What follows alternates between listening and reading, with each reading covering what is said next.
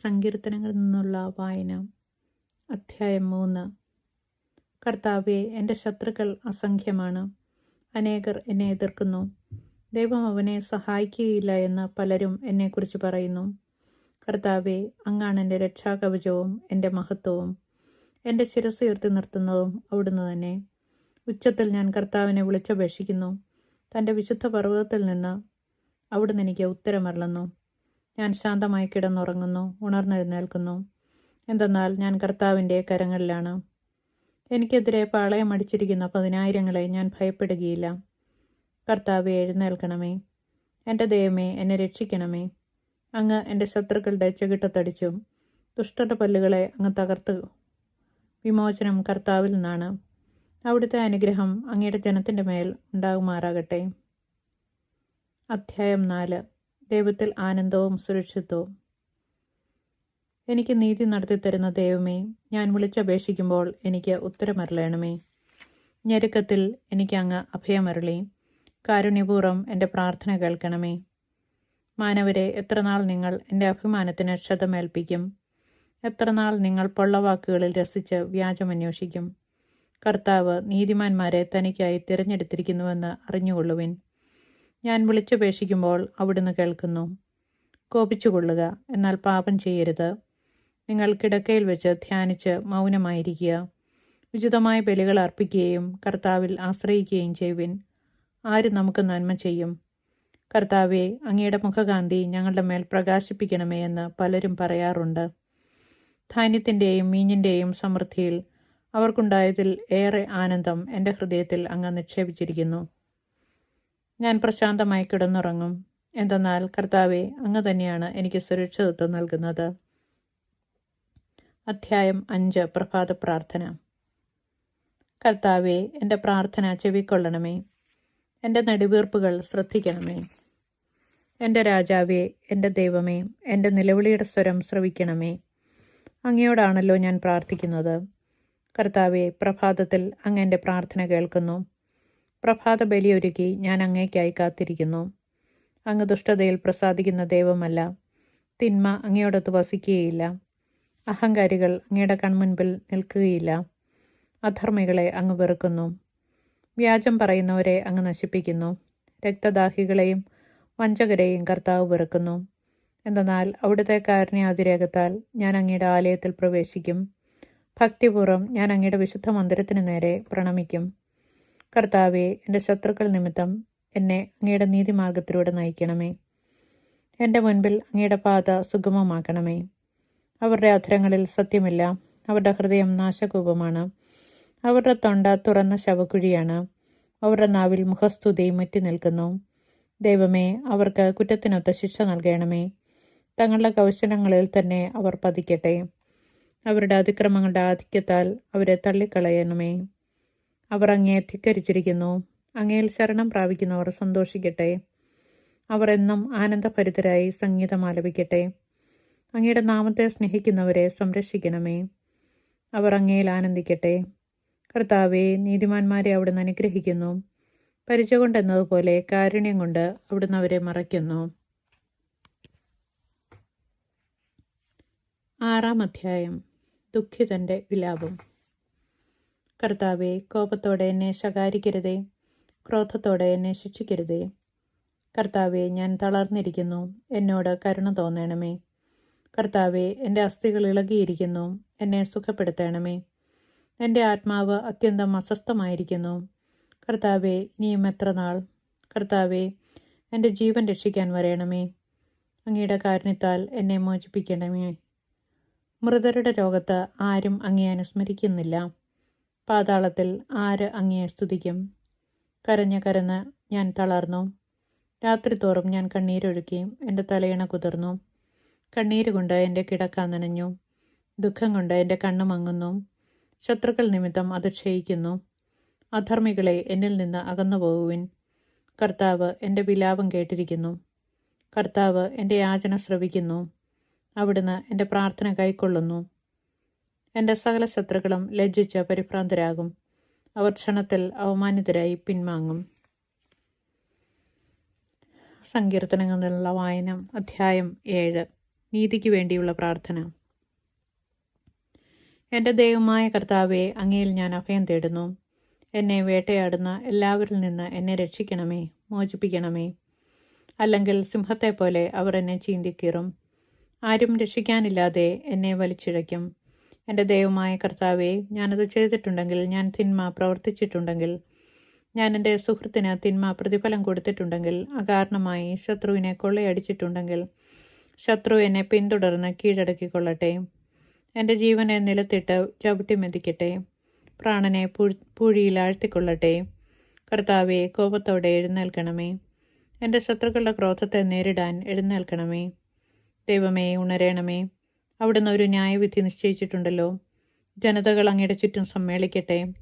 അവർക്ക് മുകളിൽ ഉയർന്ന സിംഹാസനത്തിൽ അവിടുന്ന് ഉപവിഷ്ടനാകണമേ. കർത്താവ് ജനതകളെ വിധിക്കുന്നു. കർത്താവെ, എൻ്റെ നീതിനിഷ്ഠയ്ക്കും സത്യസന്ധതയ്ക്കും ഒത്തവിധം എന്നെ വിധിക്കണമേ.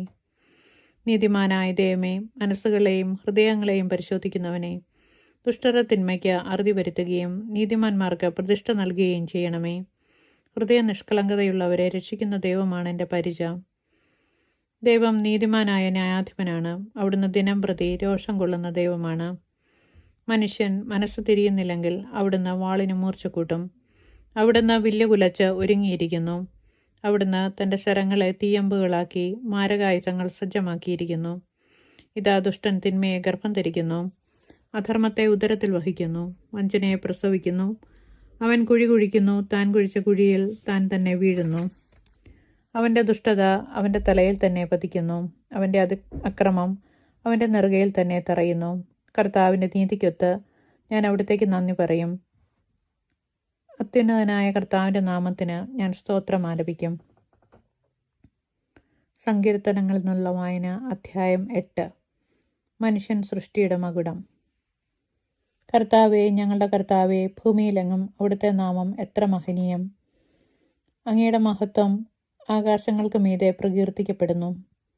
ശത്രുക്കളെയും രക്തദാഹികളെയും നിശബ്ദരാക്കുവാൻ അവിടുന്ന് ശിശുക്കളുടെയും മുലകുടിക്കുന്ന കുഞ്ഞുങ്ങളുടെയും അധരങ്ങൾ കൊണ്ട് സുശക്തമായ കോട്ട കെട്ടി. അങ്ങയുടെ വിരലുകൾ വാർത്തെടുത്ത വാനിടത്തെയും അങ്ങ് സ്ഥാപിച്ച ചന്ദ്രതാരങ്ങളെയും ഞാൻ കാണുന്നു. അവിടുത്തെ ചിന്തയിൽ വരാൻ മാത്രം മർത്യന് എന്ത് മേന്മയുണ്ട്? അവിടുത്തെ പരിഗണന ലഭിക്കുവാൻ മനുഷ്യപുത്രന് എന്ത് അർഹതയാണുള്ളത്? എന്നിട്ടും അവിടുന്ന് അവനെ ദേവദൂതന്മാരെക്കാൾ അല്പം മാത്രം താഴ്ത്തി മഹത്വവും ബഹുമാനവും കൊണ്ട് അവനെ മകുടമണിയിച്ചു. അങ്ങ് സ്വന്തം കരവേലകൾക്ക് മേൽ അവന് ആധിപത്യം നൽകി. എല്ലാറ്റിനെയും അവൻ്റെ പാദത്തിന് കീഴിലാക്കി. ആടുകളെയും കാളകളെയും വന്യമൃഗങ്ങളെയും ആകാശത്തിലെ പറവുകളെയും സമുദ്രത്തിലെ മത്സ്യങ്ങളെയും കടലിൽ സഞ്ചരിക്കുന്ന സകലത്തിനെയും തന്നെ. കർത്താവെ, ഞങ്ങളുടെ കർത്താവെ, ഭൂമിയിലെങ്ങും അങ്ങയുടെ നാമം എത്ര മഹനീയം. സങ്കീർത്തനങ്ങളിൽ നിന്നുള്ള വായന. അധ്യായം 9. മർദ്ദിതൻ്റെ പ്രത്യാശ.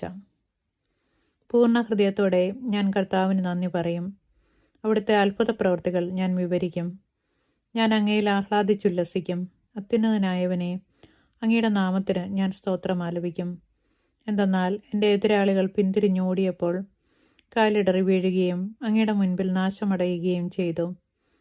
അങ്ങ് എനിക്ക് നീതി നടത്തി തന്നിരിക്കുന്നു. അങ്ങ് ന്യായാസനത്തിലിരുന്ന് നീതിപൂർവമായ വിധി പ്രസ്താവിച്ചു. അവിടുന്ന് ജനതകളെ ശകാരിച്ചു. അവിടുന്ന് ദുഷ്ടരെ നശിപ്പിച്ചു. അവരുടെ നാമം എന്നേക്കുമായി മായ്ച്ചു കളഞ്ഞു. ശത്രു നാശകുമാരത്തിൽ അപ്രത്യക്ഷമായിരിക്കുന്നു. അവരുടെ നഗരങ്ങളെ അങ്ങ് ഉന്മൂലനം ചെയ്തു. അവരുടെ സ്മരണ പോലും മാഞ്ഞുപോയിരിക്കുന്നു. എന്നാൽ കർത്താവ് എന്നേക്കുമായി സിംഹാസനസ്ഥനായിരിക്കുന്നു. ന്യായവിധിക്കാണ് അവിടുന്ന് സിംഹാസനം സ്ഥാപിച്ചിരിക്കുന്നത്. അവിടുന്ന് ലോകത്തെ നീതിയോടെ വിധിക്കുന്നു. അവിടുന്ന് ജനതകളെ നിഷ്പക്ഷമായി വിധിക്കുന്നു.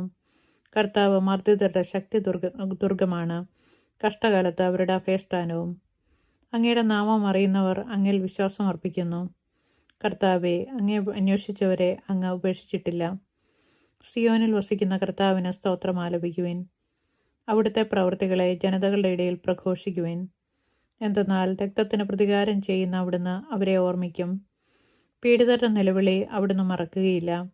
കർത്താവെ, എന്നോട് കരുണ കാണിക്കണമേ. മരണകവാടത്തിൽ നിന്ന് എന്നെ ഉദ്ധരിക്കുന്നവനെ, വൈരികൾ മൂലം ഞാൻ സഹിക്കുന്ന പീഡകൾ കാണണമേ. അങ്ങനെ ഞാൻ അവിടുത്തെ സ്തുതികൾ ആലപിക്കട്ടെ. അങ്ങ് നൽകിയ വിമോചനമോർത്ത് സിയോൻ പുത്രിയുടെ കവാടത്തിൽ ഞാൻ സന്തോഷിക്കട്ടെ. തങ്ങൾ കുഴിച്ച കുഴിയിൽ തന്നെ ജനതകൾ വീണടിയുന്നു. തങ്ങൾ ഒരുക്കിയ കെണിയിൽ അവരുടെ തന്നെ പാദങ്ങൾ കുരുങ്ങി. കർത്താവ് തന്നെ തന്നെ വെളിപ്പെടുത്തി. അവിടുന്ന് ന്യായവിധി നടത്തി. ദുഷ്ടർ സ്വന്തം കരവേലകളിൽ കുടുങ്ങി. ദുഷ്ടർ പാതാളത്തിൽ പതിക്കട്ടെ. ദൈവത്തെ മറക്കുന്ന സകല ജനതകളും തന്നെ. ദരിദ്രർ എന്നേക്കും വിസ്മരിക്കപ്പെടുകയില്ല. പാവങ്ങളുടെ പ്രത്യാശ എന്നേക്കുമായി അസ്തമിക്കുകയില്ല. കർത്താവെ, എഴുന്നേൽക്കണമേ. മനുഷ്യൻ അഹങ്കരിക്കാതിരിക്കട്ടെ. ജനതകൾ അങ്ങയുടെ സന്നിധിയിൽ വിധിക്കപ്പെടട്ടെ. കർത്താവെ, അവരെ ഭയാധീനരാക്കണമേ. തങ്ങൾ വെറും മർത്യരാണെന്ന് ജനതകൾ മനസ്സിലാക്കട്ടെ. സങ്കീർത്തനങ്ങളിൽ നിന്നുള്ള വായന. അധ്യായം 10. നീതിക്ക് വേണ്ടിയുള്ള പ്രാർത്ഥന. കർത്താവെ, എന്തുകൊണ്ടാണ് അവിടുന്ന് അകന്നു നിൽക്കുന്നത്? ഞങ്ങളുടെ കഷ്ടകാലത്ത് അവിടുന്ന് മറഞ്ഞിരിക്കുന്നതെന്ത്? ദുഷ്ടർ ഗർവോടെ പാവങ്ങളെ പിന്തുടർന്ന് പീഡിപ്പിക്കുന്നു. അവർ വെച്ച കെണിയിൽ അവർ തന്നെ വീഴട്ടെ. ദുഷ്ടർ തൻ്റെ ദുരാഗ്രഹത്തെക്കുറിച്ച് വൻപ് പറയുന്നു. അത്യാഗ്രഹി കർത്താവിനെ ശപിച്ചു തള്ളുന്നു. ദുഷ്ടൻ തൻ്റെ അഹങ്കാരത്തള്ളലാൽ അവിടുത്തെ അന്വേഷിക്കുന്നില്ല. ദൈവമില്ല എന്നാണ് അവൻ്റെ വിചാരം. അവൻ്റെ മാർഗങ്ങൾ എപ്പോഴും വിജയിക്കുന്നു. അവിടുത്തെ ന്യായവിധി അവന് കണ്ണെത്താത്ത വിധം ഉയരത്തിലാണ്. അവൻ തൻ്റെ ശത്രുക്കളെ പുച്ഛിച്ചു തള്ളുന്നു. ഞാൻ കുലുങ്ങുകയില്ല, ഒരു കാലത്തും എനിക്ക് അനർത്ഥമുണ്ടാവുകയില്ലെന്ന് അവൻ ചിന്തിക്കുന്നു. അവൻ്റെ വായ് ശാപവും വഞ്ചനയും ഭീഷണിയും കൊണ്ട് നിറഞ്ഞിരിക്കുന്നു. അവൻ്റെ നാവിനടിയിൽ ദ്രോഹവും അധർമ്മവും കുടികൊള്ളുന്നു. അവൻ ഗ്രാമങ്ങളിൽ പതിയിരിക്കുന്നു. ഒളിച്ചിരുന്ന് അവൻ നിർദോഷരെ കൊല ചെയ്യുന്നു.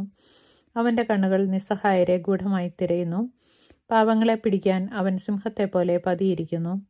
പാവങ്ങളെ വലയിൽ കുടുക്കി അവൻ പിടിയിലമർത്തുന്നു. നിസ്സഹായൻ ഞെരിഞ്ഞമർന്നു പോകുന്നു. ദുഷ്ടരുടെ ശക്തിയാൽ അവൻ നിലം പതിക്കുന്നു. ദൈവം മറന്നിരിക്കുന്നു. അവിടുന്ന് മുഖം മറച്ചിരിക്കുകയാണ്. അവിടുന്ന് ഒരിക്കലും ഇത് കാണുകയില്ല എന്ന് ദുഷ്ടൻ വിചാരിക്കുന്നു. കർത്താവെ, ഉണരണമേ. ദൈവമേ, അവിടുത്തെ കരമുയർത്തണമേ. പീഡിതരെ മറക്കരുതേ. ദുഷ്ടൻ ദൈവത്തെ നിഷേധിക്കുന്നതും അവിടുന്ന് കണക്ക് ചോദിക്കുകയില്ലെന്ന് ഹൃദയത്തിൽ മന്ത്രിക്കുന്നതും എന്തുകൊണ്ട്? അങ്ങ് കാണുന്നുണ്ട്. കഷ്ടപ്പാടുകളും ക്ലേശങ്ങളും അങ്ങ് തീർച്ചയായും കാണുന്നുണ്ട്. അങ്ങ് അവ ഏറ്റെടുക്കും. നിസ്സഹായൻ തന്നെ തന്നെ അങ്ങേക്ക് സമർപ്പിക്കുന്നു. അനാഥന് അവിടുന്ന് സഹായകനാണല്ലോ. ദുഷ്ടൻ്റെയും അധർമ്മിയുടെയും ഭുജം തകർക്കണമേ. ദുഷ്ടതയ്ക്ക് അറുതി വരുന്നതുവരെ അത് തിരഞ്ഞ് നശിപ്പിക്കണമേ. കർത്താവ് എന്നേക്കും രാജാവാണ്. ജനതകൾ അവിടുത്തെ ദേശത്തു നിന്ന് അറ്റുപോകും. കർത്താവെ, എളിയവരുടെ അഭിലാഷം അവിടുന്ന് നിറവേറ്റും. അവരുടെ ഹൃദയത്തിന് ധൈര്യം പകരും.